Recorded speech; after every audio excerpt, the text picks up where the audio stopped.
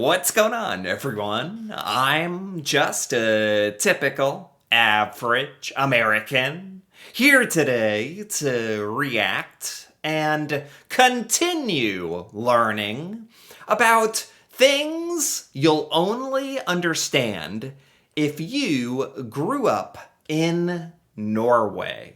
So, this is part two. If you haven't seen part one, feel free to go check that out first, or stay here in part two. That's perfectly fine as well.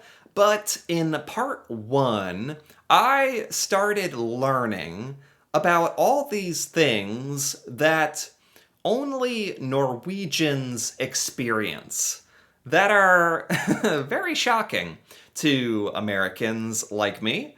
For example, the Norwegian Rus, the graduation celebration where you do all these crazy things. I never expected that from Norway. Traveling by boat. Apparently, Norwegians travel a lot by ferries and boats across the fjords and the coast, and that is so different to how we do things here in America. And Norway has all the different dialects, all the different ways of speaking the Norwegian language, which we do not have anything like dialects here in America. So today, I'm just really excited to continue learning about more of the big differences between growing up in Norway versus growing up in the United States. So let's take a look here, starting with not understanding the concept of snow days. Like in Norway, you don't understand what a snow day is? I'm guessing because there's so much snow in Norway, you guys are so good at navigating the snow and the winter, and you guys just go to school no matter what, I'm guessing. Okay, so this goes against the idea of this whole article. I want to focus on things you actually understand when you grow up in Norway. So this is something Norwegians don't understand. Snow days. That is funny, actually. So in Norway, you don't have snow days because, okay, yeah, here in America, like snow days are such an awesome part of our childhood. Like growing up, basically in the United States, if there is snow, everybody loses their mind. Everyone goes crazy. Nobody knows what to do.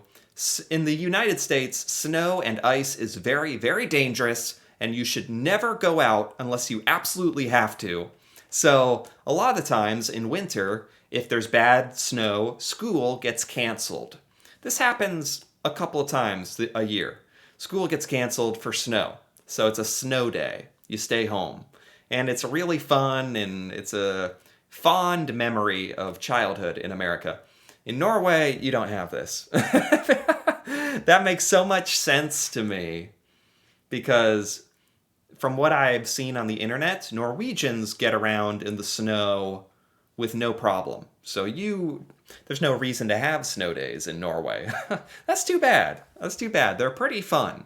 But anyway. Okay, some more things you'll only understand if you are Norwegian. Learning to ski between your parents' legs or on a leash? On a leash? Like a dog? What? It is said Norwegians are born with skis on their legs. It comes from the fact that we start skiing very young, like 3 or 4 years old. 3 or 4, oh my god. But unless you have a small slope in your backyard, you can't just let a 4-year-old ski on a major slope, so Norwegians have ways of making sure kids learn to ski. So one of them is with an adult, you ski in between their legs. Wow. I guess if you're a kid and you're only 3 or 4, you're still pretty tiny. So I've never seen that. You go in between an adult's legs? Do you like grab on? You like grab their legs and ski with them? Does that work? That works? Huh. They'll simply grab a hold of your under your arms. Oh, the adult grabs you. Okay. I was like, do you guys grab the adult's legs and hold on for dear life? No. The adult grabs the kid in the armpits, and then you follow the adult's lead, or you can have a harness strapped to your chest with 2 long leashes, like you're a reindeer pulling a sled, except you're pulling an adult, or that way the adult can steer you in the right direction and stop you when needed. But you get to truly experience skiing. So you're just on a leash with a harness, and they can stay connected to you as a child. That makes I've never thought about these things before, ever. But I have to admit, this does make sense. But in America, you almost never see small children skiing or snowboarding. Usually kids do it when they're teenagers. So that is something you'd only experience as a Norwegian. Wow. Okay, not speaking to each other. Norwegians are masters of not speaking to each other on public transportation. I have heard about this before. Apparently, this is a very common thing in Norway. If you're on public transportation, on a bus, you don't sit next to people. Don't invade their personal space, and you don't even talk to them? Really? We don't want to intrude on anyone else's space. It's a sign of respect and not bothering or inconveniencing anyone. I wouldn't mind this being a little more common in America. People talk a lot in America. People will talk to you for no reason, and it can be annoying. But it's expected. It sounds like in Norway, you're not really expected to talk to people or get in their personal space. I like that. I actually like that, especially the personal space thing. In America, people get way too close to you. Yeah, we don't have that same respect for personal space. I like that, actually. Building houses for our bins and mailboxes? A house for your garbage? And your mailbox? A house? A house? If you've been to Norway, you've seen tiny houses in front of people's actual house. What? I've never heard of this before. A little... This is so fun. This is stuff I would never hear about, except from Norwegians. Why do you have a little house for your garbage and your mailbox? Why? This is something I never thought of as specifically Norwegian, but it isn't common in other countries. I've never heard of this. The weather we get in winter can be harsh, and it's not uncommon to have to go outside after a storm and look for your garbage cans, which is why these houses are a good permanent solution. Oh.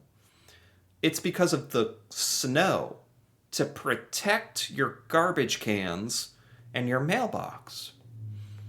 Okay, I've never had to consider that before, but it makes sense. All of this stuff is very weird, but it makes sense if you're in Norway. This makes sense if you have a lot of snow to protect your mailbox.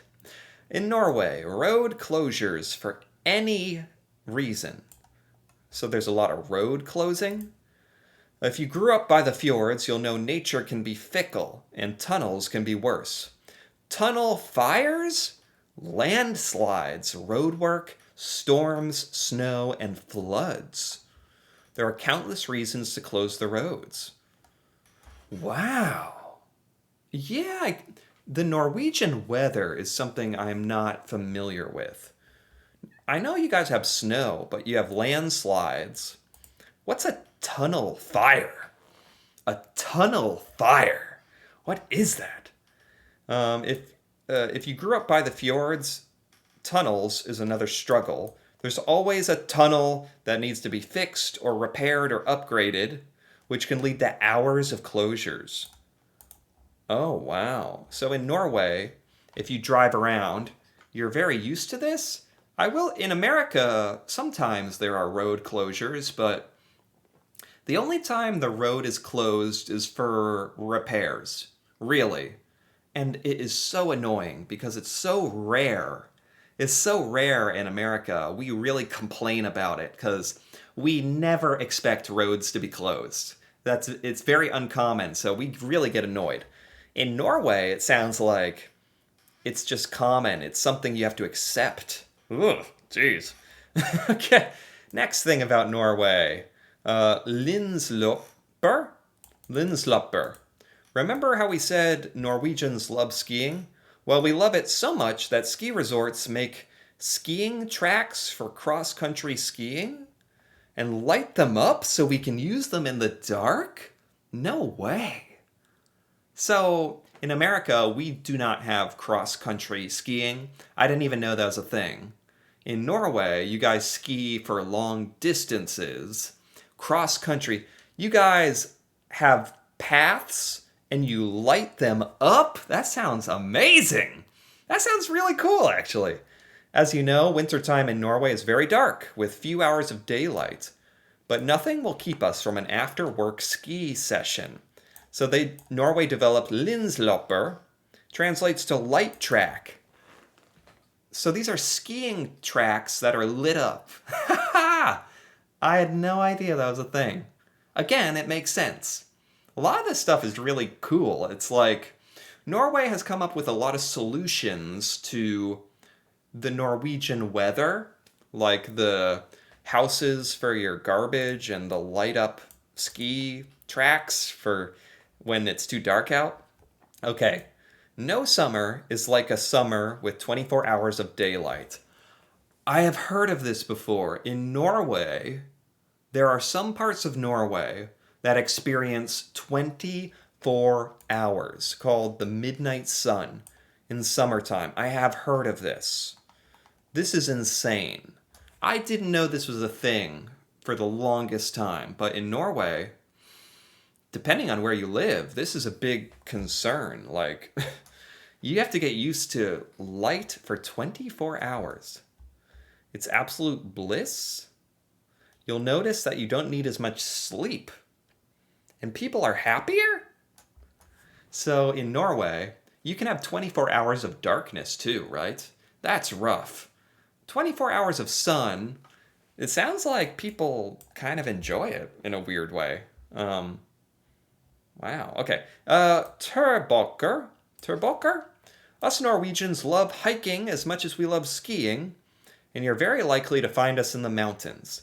Hiking in Norway is very popular. Yeah, hiking is not very common in America.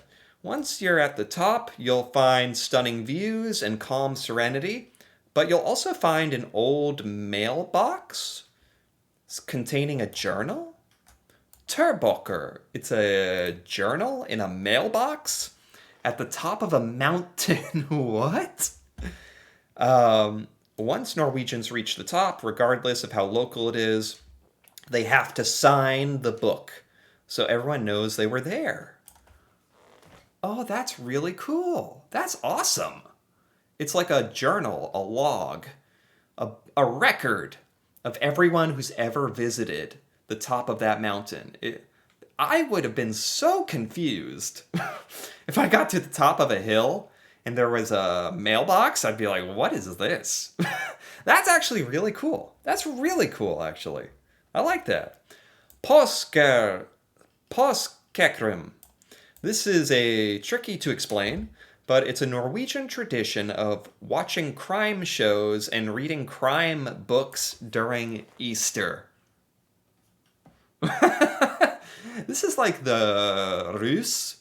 Norway has the most random stuff, the most random celebrations. So Norway has Easter, and you watch crime and read crime books. It doesn't say why. And you solve riddles, milk cartons with riddles and questions and cool. That's very cool. That's very different to America.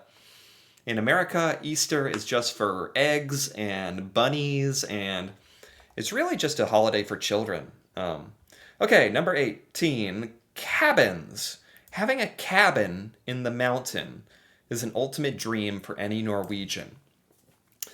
Having a cabin in America is very, very unusual, very, very rare. Most Americans do not have a cabin or a cottage. That would mean you have a lot of money. Like, rich people have a cabin. Most Americans would never imagine having this. If you don't head out of the city up to your hytte to go skiing, are you even Norwegian? Having a cabin and spending time in it is a tradition as old as the country itself. So it sounds like most Norwegian families have a cabin or a cottage. And that's amazing to me because in America, that is extremely unusual. And America doesn't even have the landscapes to do that. That is just totally not expected in America. That's like if you're rich. In Norway, it seems like common, like normal, which is really, really cool, actually, like that you guys all have that. Because it sounds like an amazing way to relax and get away with yourself or your family, like a little vacation. That's awesome. Like, I'm jealous of having a cabin. And finally, not knowing a lot about our Viking ancestors. I've learned that the average Norwegian knows less than most visitors about Vikings. We know about the most famous ones and can name a Norse goddess or two, but I have found that visitors know and learn a lot more about Norse mythology and Vikings than Norwegians do. That's funny. I believe that. It's like if you live in Norway, all of this is normal. You experience it your whole life. The whole Viking thing is probably really old and boring to you because you've heard it your whole life.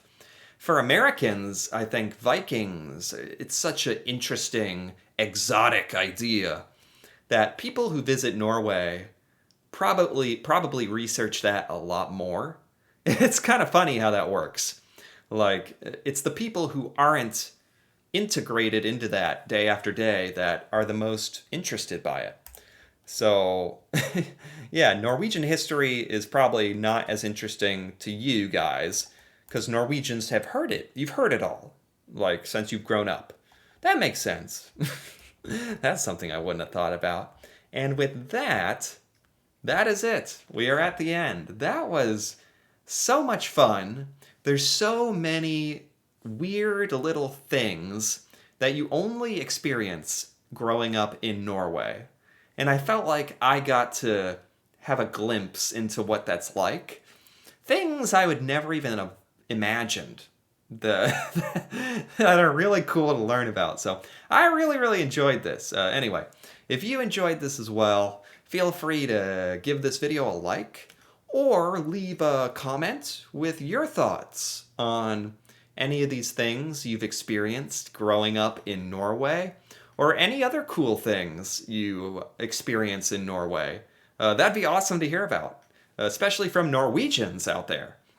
And if you're interested in more videos like this, me reacting to Norway and learning about Norwegian culture, feel free to subscribe for more. And until then, thanks for watching, and see you next time.